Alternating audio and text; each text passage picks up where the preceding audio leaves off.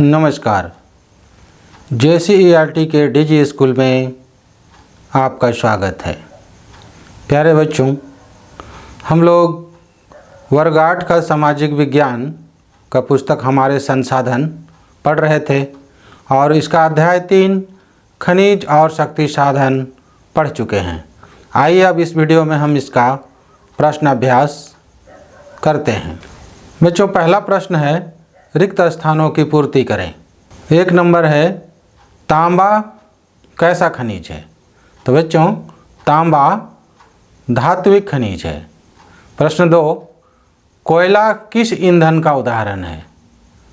कोयला जीवाश्म ईंधन का उदाहरण है। प्रश्न 3, ज्वारीय ऊर्जा किस ऊर्जा के स्रोत हैं? तो ज्वारीय ऊर्जा विद्युत ऊर्जा के स्रोत हैं। प्रश्न 4, मणिकरण किस ऊर्जा के लिए जाना जाता है? बच्चों, मणिकरण एक जगह का नाम है, तो यह जगह किस ऊर्जा के लिए जाना जाता है? मणिकरण भूतापीय ऊर्जा के लिए जाना जाता है। तो यह था रिक्त स्थानों की पूर्ति करें। अब प्रश्न 2, सही उत्तर लिखें। पहला है निम्नलिखित में अलौह धातु कौन सा है? क सोना, ख लौह अयस्क, ग मैंगनीज या घ बॉक्साइट। बताइए बच्चों। निम्नलिखित में अलौह धातु सोना है क्योंकि इसमें लोहा की मात्रा नहीं होती है।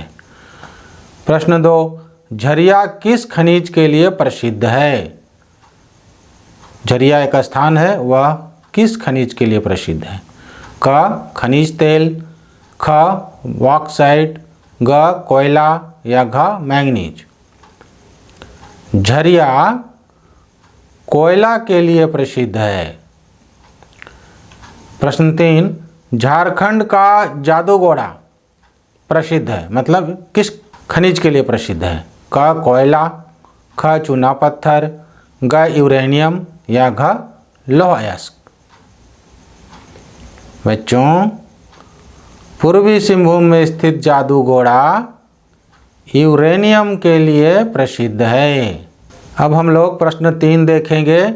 निम्नलिखित प्रश्नों का उत्तर एक वाक्य में दें। जीवाश्म ईंधन क्या है? जीवाश्म ईंधन सजीवों के मृत अवशेषों से लाखों वर्ष पूर्व धरती के अंदर बना प्राकृतिक ईंधन है। बच्चों, प्रश्न 2, ऊर्जा के गैर परंपरागत स्रोत कौन कौन से हैं? बच्चों, आप लोगों ने पढ़ा है कि ऊर्जा के गैर परंपरागत स्रोत कौन कौन से हैं। प्रश्न 3, झारखंड में बॉक्साइट उत्पादन करने वाले 2 जिलों का नाम बताइए। ये पुस्तक में स्पष्ट लिखा हुआ है और आपको याद भी हो गया होगा। तो बच्चों, इन दोनों प्रश्न का उत्तर मतलब प्रश्न 2 और 3 का उत्तर आप स्वयं दे दीजिएगा। प्रश्न 4 है लघु उत्तरीय प्रश्न। लघु मतलब छोटा होता है। तो बच्चों, लघु उत्तरीय प्रश्न का उत्तर लगभग 3 से 4 लाइन या 20 से 25 शब्दों में दिया जाता है। तो पहला प्रश्न है यूरोप के कोयला उत्पादक 2 क्षेत्रों के नाम लिखें। तो यह भी आपको आसानी से याद होगा। आप इसे प्रश्न 1 का उत्तर स्वयं दीजिएगा। अब प्रश्न 2, खनिजों का संरक्षण क्यों आवश्यक है? तो बच्चों, खनिजों का भंडार सीमित है। उपयोग की तुलना में इसका निर्माण बहुत धीरे होता है, मतलब ये बहुत धीरे धीरे बनता है और एक बार समाप्त हो जाने के बाद पुनः नहीं बनाया जा सकता। मनुष्य इसे नहीं बना सकता है बच्चों, और इसलिए इसका संरक्षण आवश्यक है। संरक्षण का मतलब कि ज़रूरत भर ही खर्च करना है, इसे बर्बाद नहीं करना है। अगला अंतर बताना है बच्चों लौह और अलौह खनिज में। तो जैसा कि आपने पढ़ा, लौह खनिजों में लौह तत्व मिला हुआ रहता है, लोहा मिला हुआ रहता है, लेकिन अलौह खनिजों में लौह तत्व नहीं होते हैं। जैसे हमने पूर्व में देखा सोना, तो उसमें लौह तत्व नहीं है, तो वह अलौह खनिज है। अंतर बताएं के अंतर्गत दूसरा प्रश्न है तापीय विद्युत और जल विद्युत में क्या अंतर है? तो बच्चों, पृथ्वी के अंदर बढ़े हुए तापमान के कारण वहाँ के गर्म पानी से भाप और पानी का मिश्रण प्राप्त किया जाता है। इस भाप की शक्ति से स्टीम टरबाइन जनरेटर को चलाता है और जिससे तापीय विद्युत उत्पन्न होती है। जबकि पृथ्वी की ऊपरी सतह पर बहती हुई जल की गति, ये नदी भी हो सकता है, झरना भी हो सकता है, तो बहती हुई जल की गति से टरबाइन जनरेटर को चलाता है जिससे जल विद्युत उत्पन्न होती है। तो दोनों में मूल अंतर यही है कि तापीय विद्युत पृथ्वी के अंदर के जल स्रोत, गर्म जल स्रोत के भाप से उत्पन्न बिजली होता है, जबकि जल विद्युत पृथ्वी की ऊपरी सतह पर बहने वाले जल से उत्पन्न होता है। बच्चों, अब कारण बताए हैं 6 नंबर में। पेट्रोलियम को काला सोना कहा जाता है, यानी कि पेट्रोलियम को काला सोना क्यों कहा जाता है? जिस प्रकार बहुउपयोगी होने के कारण सोना का बहुत अधिक महत्व है, उसी प्रकार काले भूरे रंग के पेट्रोलियम का भी बहुत अधिक व्यावसायिक महत्व है, इसलिए इसे काला सोना कहा जाता है। सोना बहुउपयोगी है, बहुत तरह के कामों में यह आता है। उसी तरह पेट्रोलियम भी बहुउपयोगी है, बहुत तरह के काम में यह आ रहा है। इसके बिना विकास थम जाएगा बच्चों, और इसका रंग काला है, इसलिए इसे काला सोना कहा जाता है। 6 नंबर में ही दूसरा प्रश्न है, कारण बताना है कि जीवाश्म ईंधनों के तीव्र उपयोग के कारण पर्यावरणीय प्रदूषण बढ़ रहा है।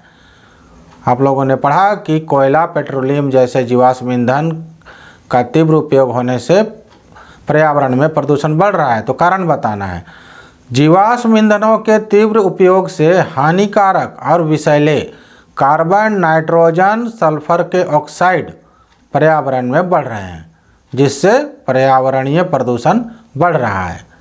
तो बच्चों, ये जब जलते हैं, इनका उपयोग होता है, तो इससे विषैले गैस कार्बन, नाइट्रोजन, सल्फर के ऑक्साइड निकलते हैं और वो पर्यावरण में घुल मिल जा रहे हैं, और इन्हीं कारणों से पर्यावरणीय प्रदूषण बढ़ रहा है।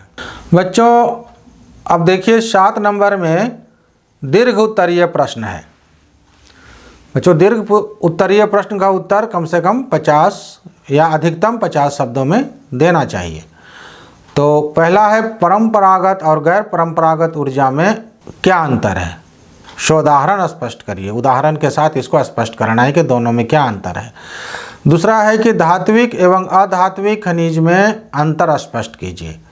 झारखंड में पाए जाने वाले धात्विक खनिज का उल्लेख करिए। तो ये सारी बातें स्पष्ट रूप से पुस्तक में लिखी गई है, इसलिए मैंने इसका उत्तर यहाँ देना जरूरी नहीं समझा। और बच्चों, आपको भी कुछ प्रयास करना चाहिए, आपको भी अपना दिमाग लगाना चाहिए कि किसी प्रश्न का उत्तर हम कैसे लिखें। तो ये 2 प्रश्नों का उत्तर हम आपके ऊपर छोड़ते हैं, आप स्वयं इसे लिखेंगे और शिक्षक को दिखलाएंगे। बच्चों, 8 नंबर है, देखिए परियोजना कार्य, प्रोजेक्ट है, प्रोजेक्ट आपको बनाना है। तो पहला है कि भारत का मानचित्र बनाकर प्रमुख परमाणु ऊर्जा केंद्रों को संकेत द्वारा दर्शाइए। बच्चों, वीडियो में मैंने भारत के मानचित्र पर प्रमुख परमाणु ऊर्जा केंद्रों को दर्शा दिया है। आपको सिर्फ चार्ट पेपर पर भारत का मानचित्र बनाना है और देखकर उन स्थानों को आपको दर्शाना है और उसको याद भी रखना है। दूसरा परियोजना कार्य है कि भारत के राजनैतिक मानचित्र पर कोयला एवं लौह अयस्क क्षेत्रों को संकेत द्वारा दर्शाइए। मैंने वीडियो में कोयला एवं लौह अयस्क क्षेत्र भारत में कहाँ कहाँ है ये बता दिया है, उसे आप पढ़ते हुए पुस्तक में भी देखेंगे और उसके अनुसार भारत के राजनैतिक मानचित्र पर आप कोयला एवं लौह अयस्क क्षेत्रों को संकेत द्वारा दर्शाएंगे और इसे आप अपने कक्षा में प्रदर्शित जरूर कीजिएगा। तो बच्चों, ये था अभ्यास और मैंने कई अभ्यास का उत्तर आपको बताया है और जहाँ नहीं बताया उसे आपको खुद अभ्यास करना है। पढ़ते रहिए, लिखने का अभ्यास हमेशा जारी रखिए, खेलिए और खुश रहिए। धन्यवाद बच्चों।